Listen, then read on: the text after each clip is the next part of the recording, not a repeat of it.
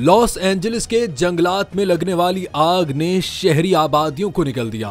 क्या ये खुदा की जानिब से इंसानियत के लिए अजाब नाजिल किया गया था, या फिर इंसानों की जानिब से की जाने वाली आलूदगी के नतीजे में अमरीकी शहर में आग भड़की? माहिरीन ने तबाहकुन आग लगने की असल वजूहात बता दी।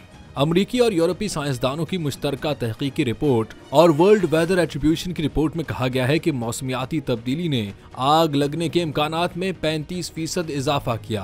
रिपोर्ट में कहा गया है कि जंगलात में लगने वाली आग बहुत पेचीदा है। मौसमियाती तब्दीली के सबब गर्म और खुश्क मौसम मरकजी अंसर बनता जा रहा है। गर्म और खुश्क मौसम जंगलात की आग के खतरे को बढ़ा रहा है। वाज़ेह रहे कि अमरीकी रियासत कैलिफोर्निया में मजीद 5 मकामात पर आग भड़क उठी है, जिसके बाद मजीद 50,000 अफराद को नकल मकानी की हिदायत जारी की गई हैं।